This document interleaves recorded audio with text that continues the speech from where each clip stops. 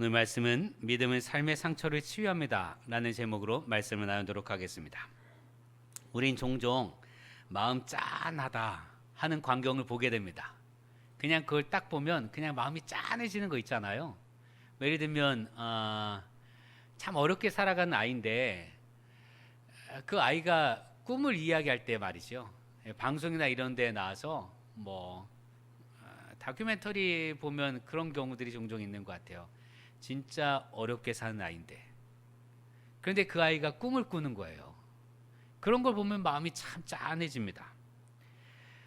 사람이 사랑함으로 헌신하는 모습을 보아도 마음이 짠해지죠. 예를 들면 어디 낯선 곳이든지 오지든지 이런 데 가서 봉사하는 사람도 있잖아요. 말 그대로 낯선 곳에 가서 봉사하는 사람들, 그 사람들의 모습을 보면 마음이 짠해지기도 합니다.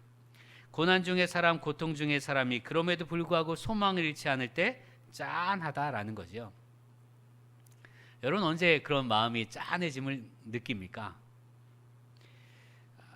보통 일반적으로 마음이 짠하다라는 것을 분명하게 느끼는 경우는 사랑하던 사람이 병원에 누워 있을 때 짠합니다.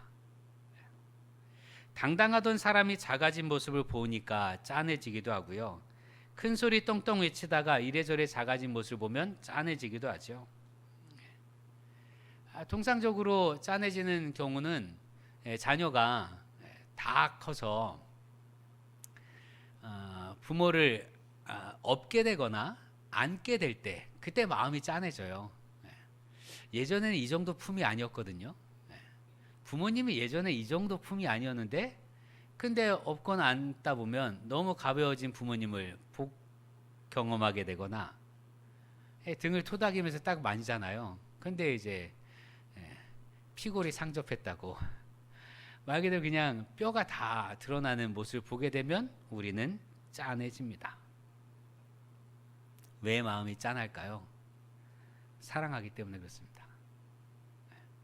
사랑이 있기 때문에 마음이 짠합니다. 사랑은 마음을 울리는 종과 같습니다.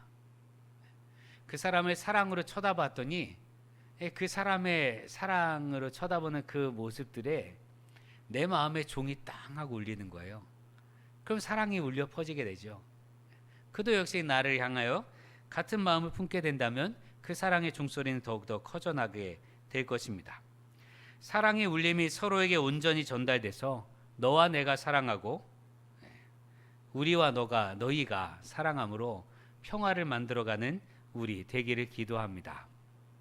하나님은 우리를 어떻게 보실까? 우리가 고난 가운데 그 고난을 이겨내는 사람들을 보며 이겨내는 아이들, 소망을 갖는 아이들, 꿈꾸는 아이들을 보며 마음이 짠함을 느낀단 말이죠.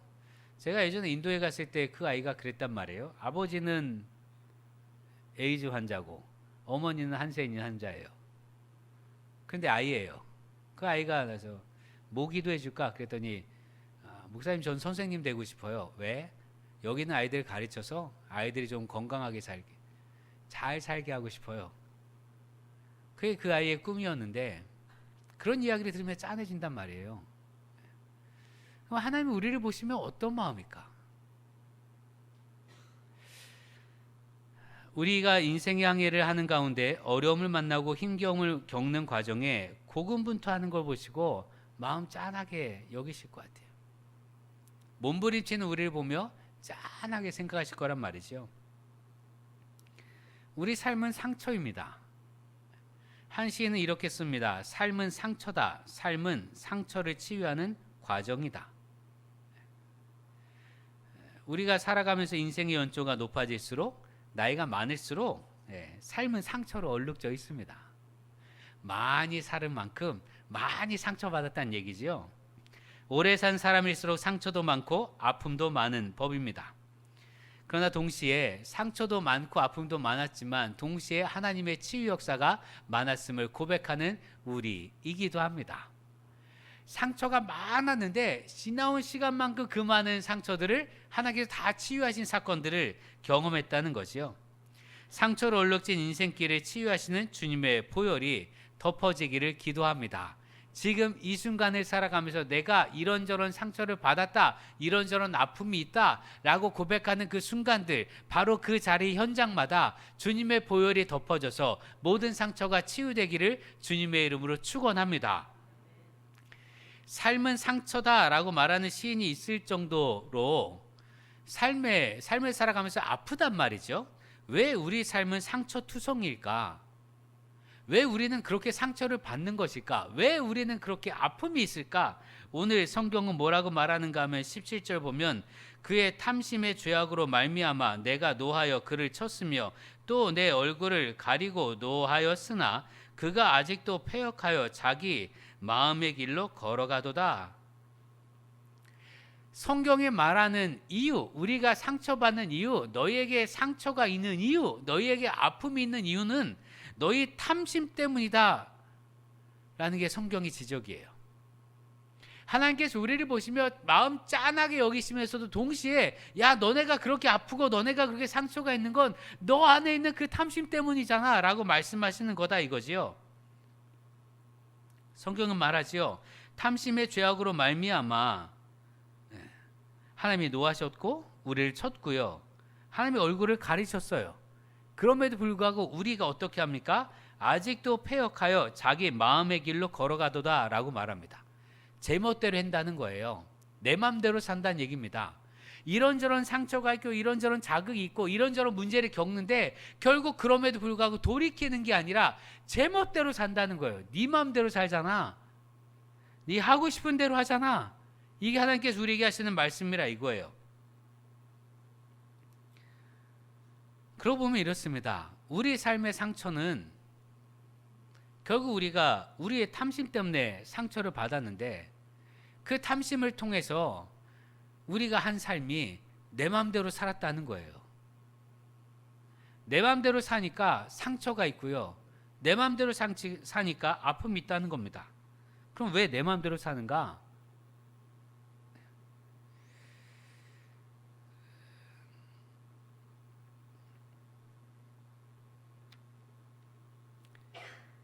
우리가 언제 내 마음대로 산 적이 있는가? 라고 묻게 되잖아요. 이거 하고 싶어도 이거 하지 말라 하고 저거 하고 싶어도 저거 하지 말라 하고 그런 말들 투성이를 듣고 살았단 말이죠. 네. 저도 가정에서 아내와 딸과 살아가고 있잖아요.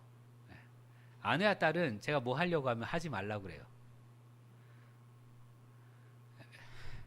집에서도 내 마음대로 못 살아요.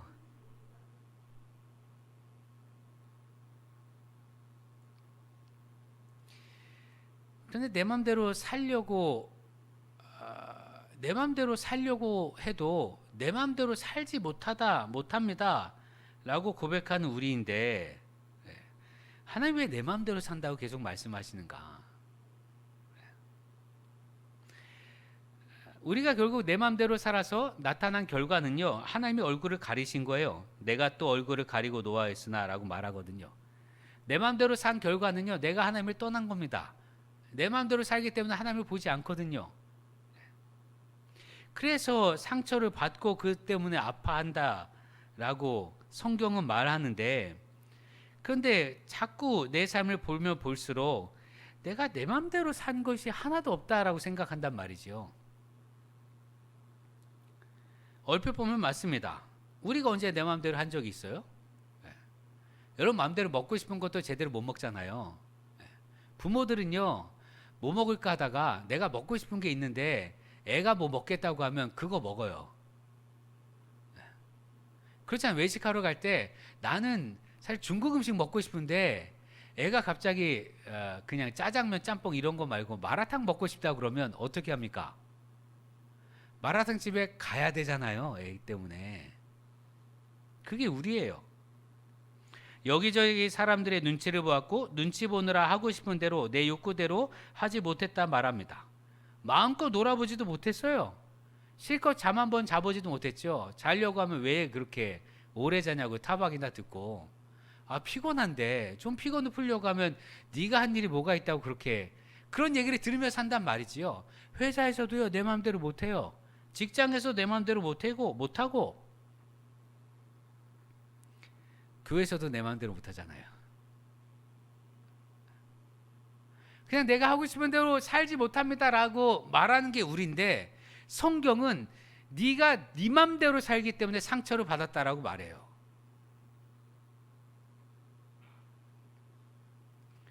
말씀을 묵상하며 돌아보게 되죠. 정말 우리가 내 맘대로 하지 못하는 삶투성이었는가? 여러분 정말 그렇습니까? 여러분 정말 내 맘대로 못 살았습니까? 여러분 우리는 내 맘대로 하지 못해서 다른 사람들을 닥달했습니다.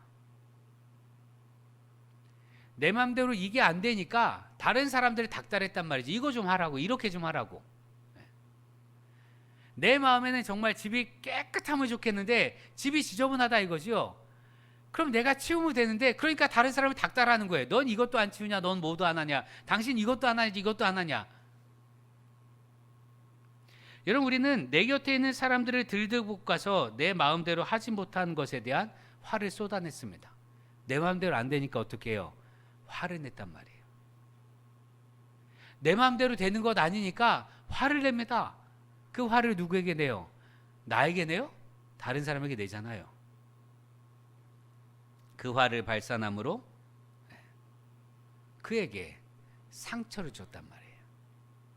내 마음대로 되지 않는 것 때문에 내 마음대로 화를 발산하고, 내 마음대로 되지 않는 것 때문에 내 마음대로 짜증내고, 내 마음대로 되지 않으니까 내 마음대로 삐치고, 내 마음대로 되지 않으니까 내 마음대로 이걸 다 표출했단 말이죠. 그래야 내가 살 수 있을 것 같아서.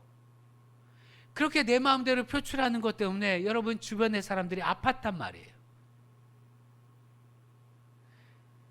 그러니까 내가 받은 상처를 생각해 보면 내 마음대로 되지 않았을 뿐만 아니라 주변 사람들이 막 성질 내고 화내는 거, 이런 걸 다 내가 받았잖아요. 그래서 내가 상처가 있단 말이에요. 그런데 돌아보니 나 또한 그런 식으로 다른 사람에게 상처를 줬단 말이죠. 그런데 그걸로 끝이 아니에요. 다른 사람에게 상처를 주면 그러면 그걸로 끝인가? 아니요. 그게 다시 돌아와서 내 마음에 생채기를 내더라 이거예요. 사람은 서로 영향받는 존재라, 내가 화가 나서 막 화를 쏟잖아요. 근데 그 사람이, 그 상대가 표정이 굳어져 있으면 그것 때문에 또 내가 상처를 받아요. 내가 화를 낸 건 내가 이만큼 불만이 있어서 내가 이만큼 아팠어라는 걸 표출한 건데, 그걸 듣고 그 사람이 아유 그래 얼마나 아팠니 하고 보듬어주고 따뜻한 얼굴로 맞아주면 좋겠는데, 실제 상황은요, 내가 막 혀를 표출하면 그 사람이 얼굴이 굳어져 있어요. 때로는 그 사람도 휑하고 나가버리고, 그럼 그것 때문에 내가 또 상처를 받는단 말이에요. 그러니까 상처가 계속 악순환돼요. 하나님께서 말씀하신 건 이거예요. 네가 네 마음대로 사니까 서로에게 상처를 줬다는 얘기입니다. 더러는요, 내가 이루지 못한 꿈을 자녀들에게 전가시키잖아요. 너가 대신 내 꿈을 이루어줘. 이게 직접 말하지 않아도요, 그냥 행동으로 보여지는 것도 있잖아요. 제가 국민학교 5학년, 6학년 시절에 그때 참 이해하지 못했던 아버지의 말이 있었는데, 아버지의 말씀이 있었는데, 아버지하고 나란히 누웠어요. 아버지가 약간 약주를 드시고 이제 누워 계셨고, 저는 어릴 때부터 아버지하고 잤거든요. 아버지하고 안방 쓰고 엄마와 누나들은 건넌방 쓰고 남녀가 분리되어 살았는데, 아버지하고 누워서 이렇게 자는데 아버지가 어느 날 이제 약주를 드시고 그래 말씀하신 거예요. 요셉아, 네가 내 원수를 꼭 갚아줘.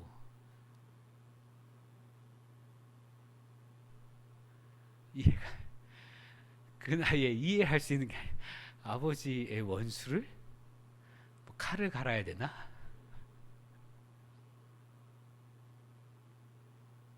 더러는 내가 못한 걸 내 자녀에게 전가시켜요. 그것도 내 마음대로 사는 거잖아요. 자녀에게 허락받은 것이 아니라 내 마음대로입니다. 내 마음대로. 여러분, 우리는 내 마음대로 못 산 것이 아니라, 내 마음대로 하고 싶어도 하지 못한 게 아니라, 우린 다 내 마음대로 성질내고 화내고 내 마음대로 삐치고 내 마음대로 뛰쳐나가고 그러며 살았어요. 그래서 우리 모두가 서로 상처 투성이입니다. 내 마음에 내키는 대로 살아가는 것과 내 마음대로 하지 못해서 분노를 표출한 것은 같습니다. 내 마음대로 하기 위해서 몸부림친 모든 것이 결국 우리에게 돌아와 상처가 되고 아픔이 되고 때 묻은 삶이 되었습니다. 내 마음대로 내키는 대로 살았지만 그것이 도리어 우리에게 무거운 짐과 아픈 상처가 되었습니다. 그래서 나타난 결과가 뭐냐? 하나님을 잃어버렸다는 얘기예요. 하나님이 얼굴을 가리셨다. 그런데 하나님은 우리를 애틋히 여기시는 분이신지라 그걸로 끝이 아니라 18절 보면 뭐라고 말씀하십니까? 내가 그의 길을 보았은즉 그를 고쳐줄 것이라 라고 말씀하십니다. 우리의 삶과 우리의 행동과 우리의 모든 걸 보셨으니 고쳐주시겠다는 거예요. 이것이 얼마나 큰 은혜가 되냐면 사람의 소행을 다 보셨다는 거예요. 우리가 하는 일을 다 보셨다는 거죠. 우리의 악을 다 보셨어요. 우리가 얼마나 많은 잘못들 했는지, 내 마음대로 살아서 다른 사람들을 얼마나 해했는지, 내 마음대로 살아서 내 옆에 있는 사람들을 얼마나 아프게 했는지, 내 마음대로 살아서 특별히 내가 사랑해야 될 내 가족들에게 얼마나 많은 상처를 줬는지 하나님 다 보셨단 말이죠. 그럼 어떻게 해야 됩니까? 우리를 징벌하셔야 되잖아요. 우리를 꾸짖으시고 혼내셔야 되잖아요. 그런데 하나님 뭐라고 말씀하십니까? 내가 그의 길을 보았은즉 그를 고쳐줄 것이라 말씀하셔요. 우리를 꾸짖고 우리를 징계하시기 이전에 용서하시고 치유하시겠다고 말씀하셨습니다. 하나님의 사랑은요, 우리 잘못을 보셨고 아셨음에도 불구하고 고쳐주시는 사랑이에요. 이것이 하나님의 사랑입니다. 그래서 예수 그리스도를 우리에게 보내신 거예요. 내가 온 것은 너희를 심판하려 함이 아니라 너희를 구원하려 함이라.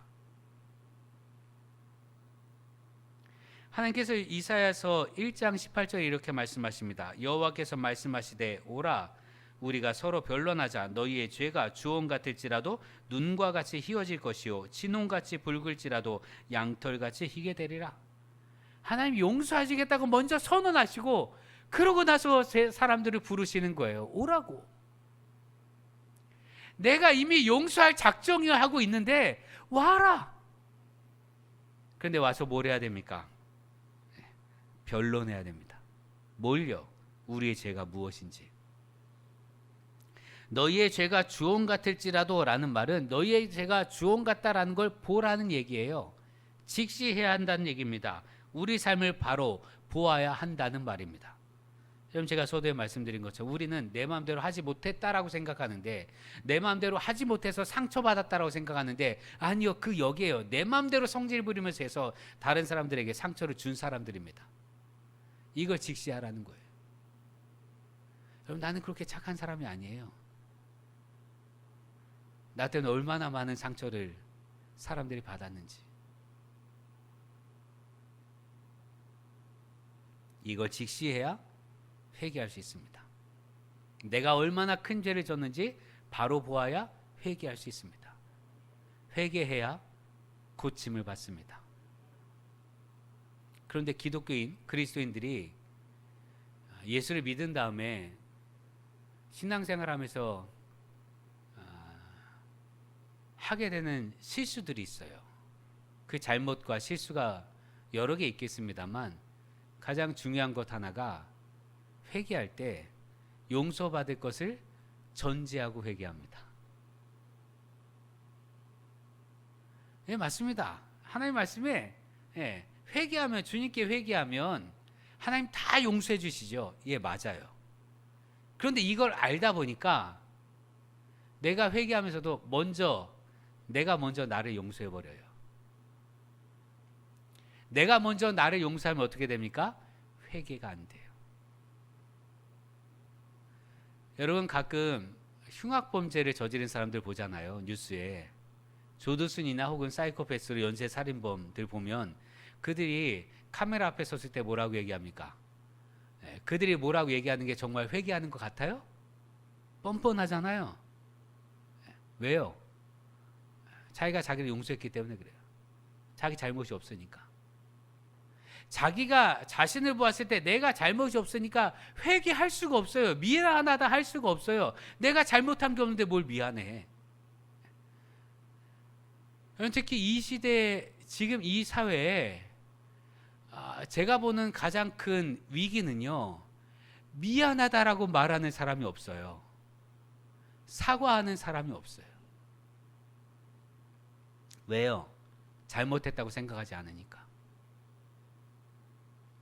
용서를 기대하며, 이미 용서를 기대하며 회개하면 내가 먼저 용서해버렸기 때문에 회개하지 않아요. 이 부분 하나님 벌써 용서해 주셨는데 뭐.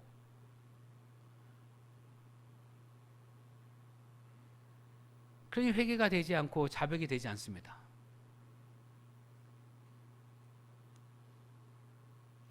여러분, 우리가 회개하려면 이렇게 해야 됩니다.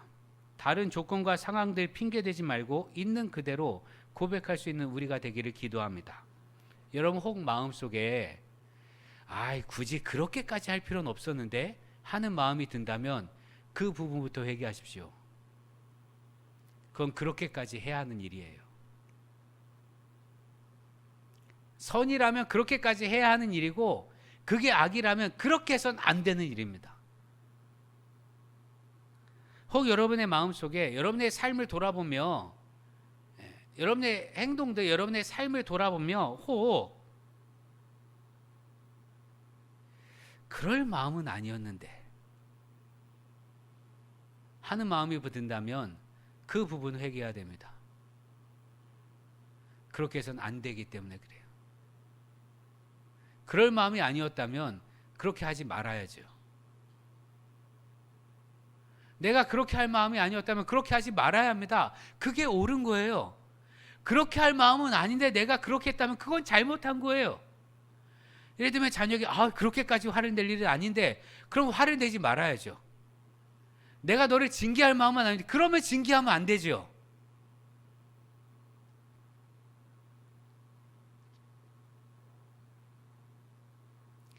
그 부분부터 회개할 때 하나님의 치유하심이 우리 가운데 나타나게 될 줄로 믿습니다.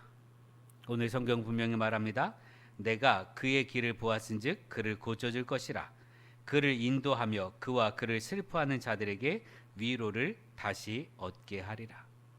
우리 삶의 길을 보셨기 때문에 고쳐주신다 약속하셨습니다. 위로하며 다시 일어서게 하신다 약속하셨습니다. 이어서 말씀하십니다. 19절, 먼 데 있는 자에게든지 가까운 데 있는 자에게든지 평강이 있을지어다. 평강이 있을지어다. 내가 그를 고치리라. 하나님으로부터 먼 데 있는 자든 하나님께 가까이 있는 자든 그들이 그 자리에 돌이켜 하나님을 향하면 그 거리와 관계없이, 그 양과 관계없이, 얼마나 많이 죄를 지었는지 관계없이, 얼마나 많이 잘못했는지 관계없이 평강을 주실 줄로 믿습니다. 하나님의 위로하심 우리를 회복시켜 주십니다. 우리는 하나님의 위로하심이 있습니다. 여러분, 우리 삶은요, 내가 생각하는 나보다 더 많이 상처로 얼룩져 있습니다. 내가 받았다라고 생각하는 상처 있잖아요. 내가 얼마나 많은 상처를 받았는지 그 생각보다 더 많은 상처를 갖고 있는 사람이에요. 왜요? 내가 한 일 때문에.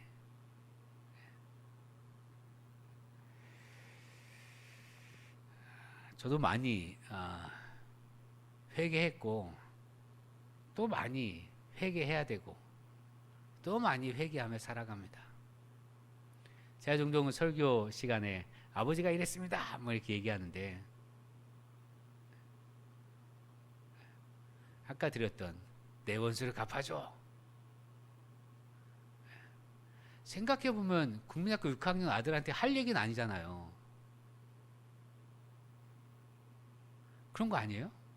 아니, 국민학교 6학년 아들에게 당신이 살아오면서 겪었던 모든 아픔 속에서 속상하고 아팠던 혹은 원수 같은 일이 있는데 그걸 갚아주라는 게 말이 돼요? 그런데 그 상처를 저만 받았다고 생각했는데 제가 제 삶을 돌아보면요, 제가 아버지 엄청 무시했거든요. 어릴 때부터. 아들에게 무시받은 아버지의 마음이 어땠을까요? 그러니까 내가 받은 상처는 거기까지인데, 그를 통해서 아버지에게 상처를 준 것, 그를 통해서 또 받은 것, 그것까지 생각하면 내가 생각한 것 2배의 상처가 내 몸에 깃들어 있다 이거예요. 모든 사람은 다. 남에게 받은 상처도 있고 내가 남에게 준 상처도 있습니다. 남에게 준 상처는 남에게 던진 것으로 끝나는 것이 아니라 다시 내게 돌아와 내게 또 다른 생채기를 냅니다. 그렇게 우리는 상처로 가득 차 있습니다. 우리 삶의 행동은 그 상처를 반증합니다. 내가 왜 이러지? 하는 건 다 상처 때문에 그래요. 이렇게 하면 안 되는데 내가 왜 이러지? 하는 건 내가 받은 상처 때문에 나를 보호하기 위해서든 혹은 상처 때문에 골마서든 그것 때문에 그렇게 행동을 하는 거예요. 무언가 납득이 되지 않는 행동은 상처 때문입니다. 그래서 우리는 치유가 필요한 거예요.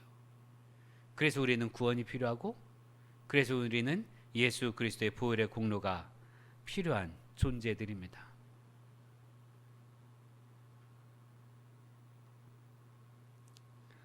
그렇게 예수를 믿는 그 믿음은 우리가 살아왔던 삶에서 누적된 모든 상처를 치유하는 줄 믿으시길 바랍니다.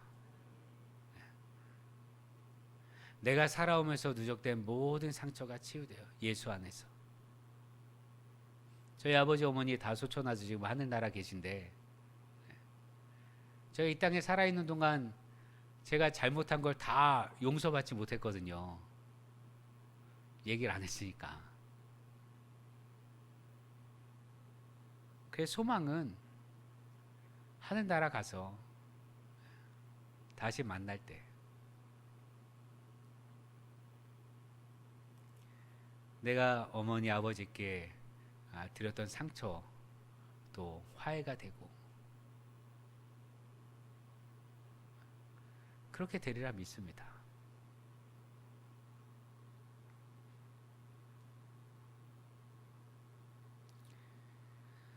삶에서 누적된 상처들 그냥 내버려 두고 방치하지 마시고 주님의 은혜로 치유받고 회복되어 강건한 삶을 살아가는 여러분 되길 기도합니다. 그래서 내 삶을 직시해야 되는 거예요. 내 안에 상처가 있는데 내가 모르잖아요. 그러니까 내가 어떻게 살았는지를 볼 수 있어야 되고 회개해야 되고 주 앞에 서야 되고, 그래서 주님께서 고쳐주신 은혜가 있어야 한다는 거지요. 왜 치유받아야 하는가 하면 건강해야 우리가 사랑하기 때문에 그렇습니다.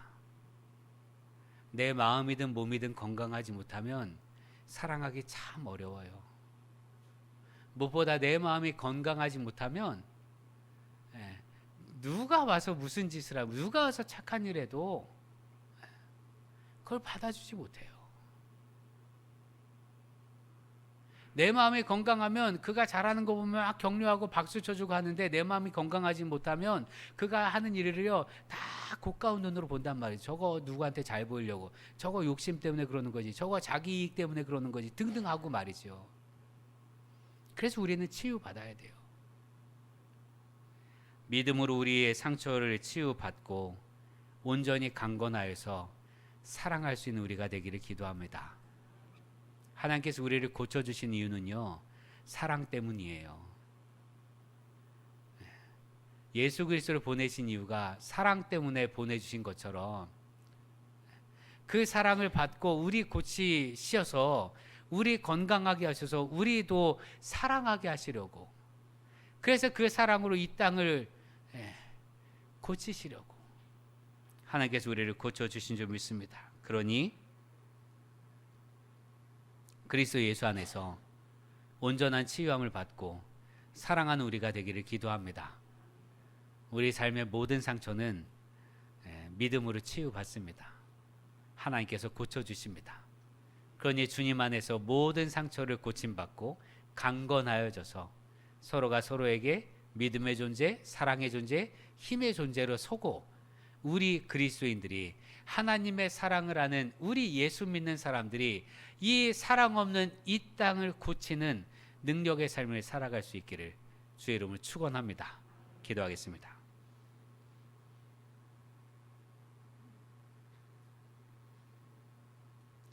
우리를 사랑하셔서 내가 받은 상처와 내가 준 상처 모두를 치유하신 하나님, 하나님 안에서 온전함이 회복되어 강건함으로 더 많이 사랑하는 믿음의 사람들 되게 하여 주시옵소서. 우리를 사랑하셔서 아들 예수 그리스도까지 보내주신 하나님, 우리를 사랑하셔서 먼저 용서하시고 고치시기로 결심하신 하나님 하여 주님의 음성을 듣고 주님께 나왔습니다. 하니 우리를 받아주시고 우리의 모든 연약함을 고치시고 우리의 모든 상처들을 싸매어 주셔서 주님 안에서 다시 살아나는 은혜를 누리게 하여 주옵소서. 예수님의 이름으로 기도합니다. 아멘.